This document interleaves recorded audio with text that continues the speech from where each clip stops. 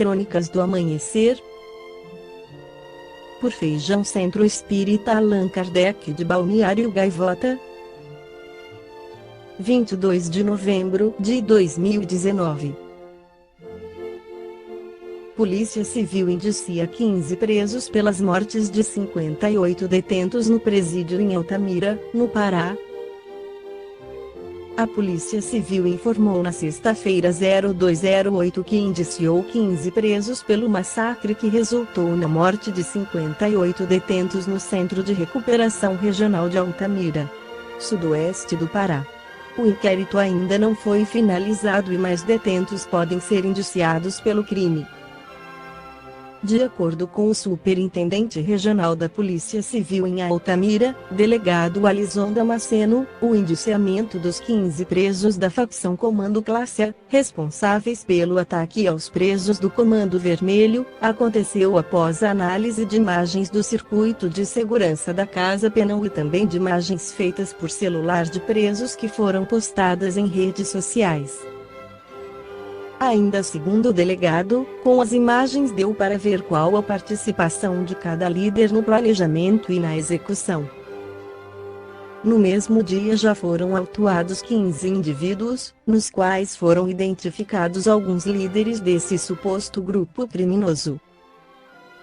E alguns também que foram identificados de pronto em algumas imagens que nós tivemos. Então esses indivíduos já foram autuados em flagrante, afirmou Alisson Damasceno. Segundo a polícia, todos os detentos indiciados vão responder ao menos por 6 crimes: homicídio qualificado, dano, cárcere privado, motim e lesão corporal. Nós já temos a identificação de alguns que iniciaram a rebelião, no momento em que mantiveram os agentes como reféns. Alguns indivíduos, pelas nossas investigações, são líderes, de uma certa forma indiretamente agiram nesse crime. E alguns que foram identificados pelas imagens diretamente executando alguns homicídios ou a própria rebelião em si, com os danos causados ao patrimônio público e pelos crimes que estão sendo apurados, conclui o delegado.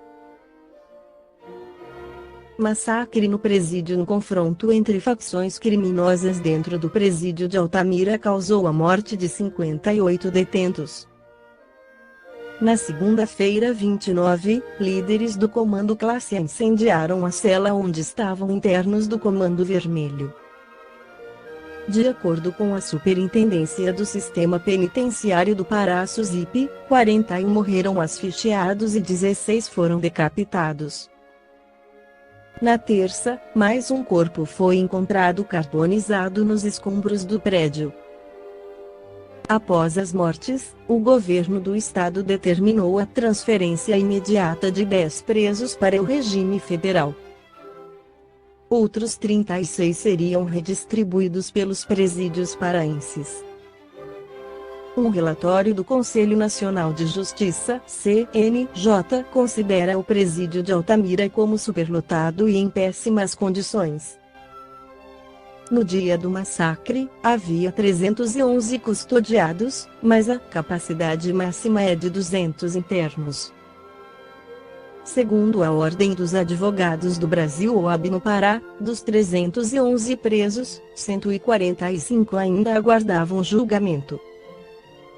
Na Revista Espírita de março de 1866, Allan Kardec inclui uma mensagem psicografada pelo Sr. Diz-lhes do Espírito Bonami Pai, onde ele analisa a lei humana. Diz Bonami: a lei humana, como todas as coisas, está submetida ao progresso lento, insensível, mas constante. Por mais admiráveis que sejam, para certas pessoas, as legislações antigas dos gregos e dos romanos, são muito inferiores às que governam as populações adiantadas de vossa época. Com efeito, que vemos na origem de todos os povos? Um código de usos e costumes tirando a sua sanção da força e tendo por motor o mais absoluto egoísmo. Qual o objetivo de todos os legisladores primitivos? Destruir o mal e seus instrumentos, para a maior paz da sociedade. Preocupam-se com o criminoso? Não. Ferem-no para o corrigir e lhe mostrar a necessidade de uma conduta mais moderada em relação aos seus concidadãos. Tem em vista o seu melhoramento?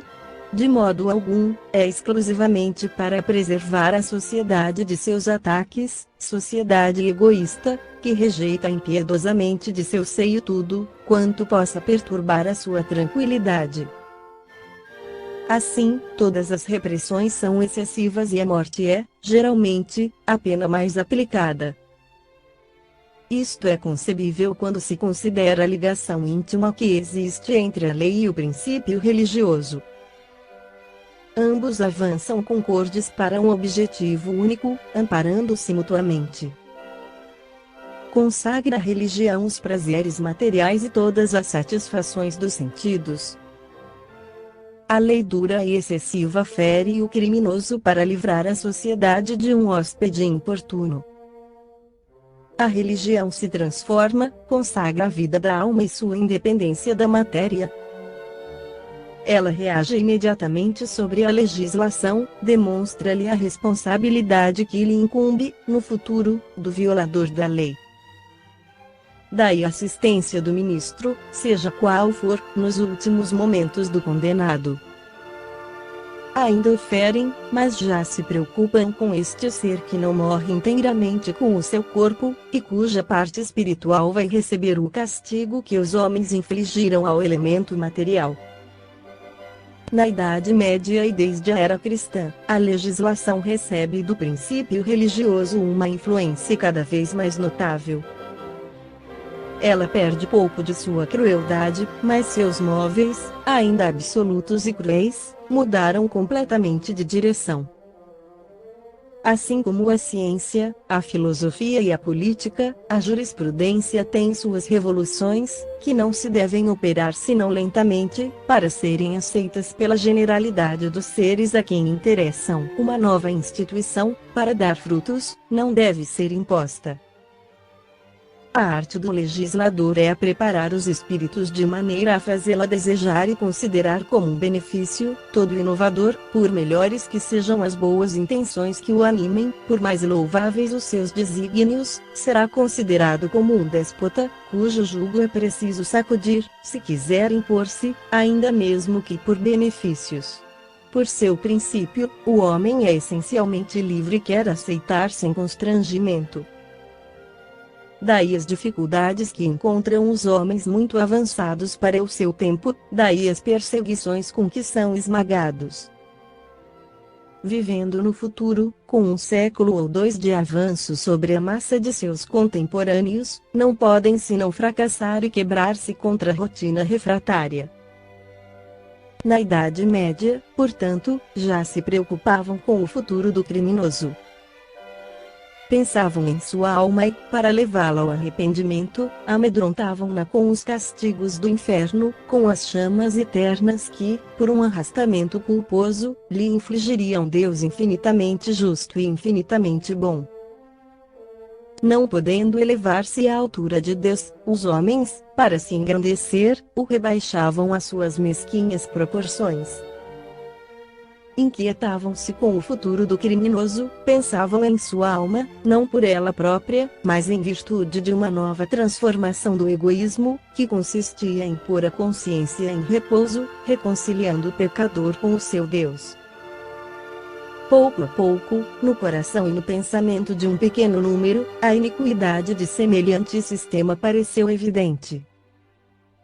Eminentes espíritos tentaram modificações prematuras, mas que, no entanto, deram fruto, estabelecendo precedentes sobre os quais se baseia a transformação que hoje se realiza em todas as coisas.